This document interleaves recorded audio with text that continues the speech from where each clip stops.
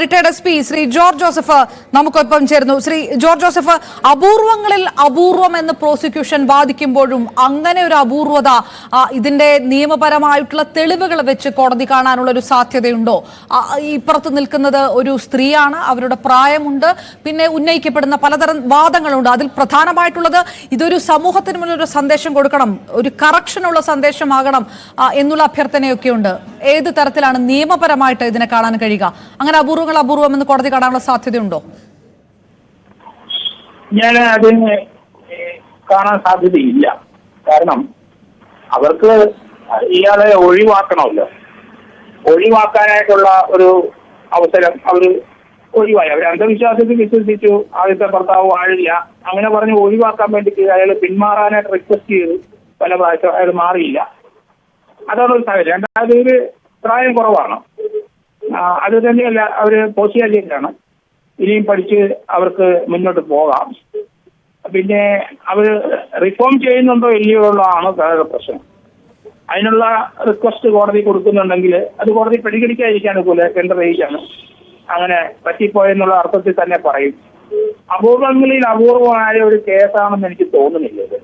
കാരണം ഇത് ധാരാളം കേസുകൾ നമ്മൾ ഈ കേസ് കണ്ടിട്ടുണ്ടല്ലോ. പ്രത്യേകിച്ച് പിന്നെ ഒരു ലേഡിയാണ്, അപ്പൊ അതും കോടതി പരിഗണിക്കും. രണ്ടാമത് നല്ല വിദ്യാഭ്യാസമുണ്ട്.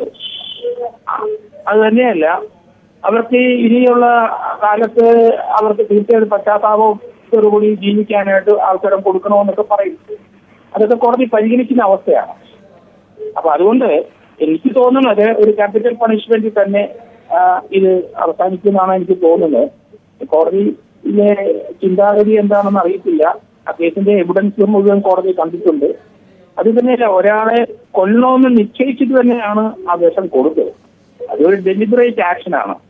ഒരാളെ കൊല്ലാനുള്ള അതിനുള്ള സർക്കംസ്റ്റാൻഷ്യൽ എവിഡൻസ് ആണെങ്കിലും അത് മുഴുവൻ പരിശോധിക്കുമ്പം ഒരാളെ കൊല്ലാൻ തന്നെയാണ് അവർ തീരുമാനിച്ചിരിക്കുന്നത്.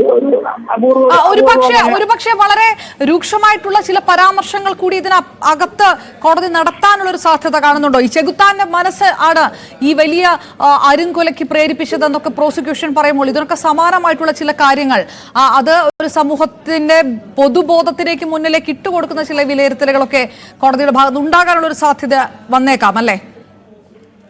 അത് തീർച്ചയായിട്ടും അത് അങ്ങനെ തന്നെയായിരിക്കും. കാരണം ഒരു മെസ്സേജ് സമൂഹത്തിന് എന്തായാലും ഇത് കൊടുക്കണം. ഈ രീതിയിലുള്ള ഒരു കൊലപാതകം എന്ന് പറയുന്നത് പ്രത്യേകിച്ച് ഒരു ലേഡിയാണ് ചെയ്യുന്നത്. അപ്പൊ അത് തീർച്ചയായിട്ടും സമൂഹത്തിന് ഒരു മെസ്സേജ് കൊടുക്കുന്ന രീതിയിലുള്ള ഒരായിരിക്കും.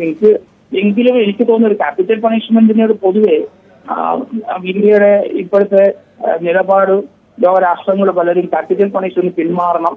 അവർ ലൈഫ് ലോങ് അവരെ മരണം വരെ ജയിലിൽ കിടക്കട്ടെ, അവരെ ജീവനെടുക്കണ്ട എന്നുള്ള ഒരു പൊതുവെ ലോകത്തിലുള്ള ഭൂരിപക്ഷം രാജ്യങ്ങളും ഇപ്പൊ അതിലേക്ക് വന്നിട്ടുണ്ട്. പിന്നെ ചൈനയും അറബ് രാജ്യങ്ങളും ചില നേഷൻസ് ആണ് കൂടുതൽ ഈ ക്യാപിറ്റൽ പണിഷ്മെന്റ്, US ഉൾപ്പെടെയുള്ള.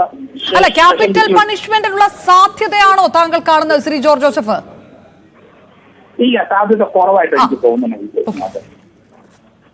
ഓക്കെ, തീർച്ചയായിട്ടും വളരെയധികം നന്ദി. റിട്ടയർഡ് പോലീസ് ഉദ്യോഗസ്ഥൻ കൂടിയായ ജോർജ് ജോസഫിന്റെ വിലയിരുത്തൽ കൂടിയാണ്. അപൂർവങ്ങളിൽ അപൂർവം എന്ന് കാണാനുള്ള സാധ്യത കുറവാണ് ഈ വിഷയത്തിനകത്ത്, പ്രത്യേകിച്ച് പ്രതിയുടെ പ്രായം കൂടി പരിഗണിച്ചുകൊണ്ട് എന്നുള്ള ഒരു വിലയിരുത്തലുകൾ റിട്ടയർഡ് പോലീസ് വൃത്തങ്ങൾ മാത്രമല്ല നിയമവിദഗ്ധരുടെ ഭാഗത്തു നിന്നും ഉണ്ടാകുന്നുണ്ട്. അപ്പോഴും വലിയ പ്രതീക്ഷ പ്രോസിക്യൂഷന്റെ ഭാഗത്തു നിന്നുണ്ട്. ഇതൊരു കൃത്യമായിട്ടുള്ള സന്ദേശമായി വരണം ശിക്ഷാവിധി എന്നുകൂടി പറയുമ്പോൾ നമ്മൾ ഈ വാർത്തയിലേക്കൊക്കെ തിരികെ എത്താം. നേരത്തെ ഗ്രീഷ്മയെ കോടതിയിലേക്ക് എത്തിച്ചതിന്റെ ദൃശ്യങ്ങൾ കൂടിയാണ്. ഷാരോൺ രാജിന്റെ ബന്ധുക്കളും കോടതിയിലേക്ക് എത്തും. എത്രത്തോളം വൈകാരികമായിട്ടുള്ള ഒരു രംഗങ്ങളൊക്കെ ആയിരിക്കും ഈ ശിക്ഷാവിധി വരുമ്പോൾ ഉണ്ടാവുക എന്നറിയണം. കാരണം പ്രത്യേകിച്ച് ഗ്രീഷ്മയുടെ അമ്മ സിന്ധുവിനെ വെറുതെ വിട്ട സമയത്ത് പൊട്ടിക്കരയുകയായിരുന്നു ഷാരോണിന്റെ അമ്മ.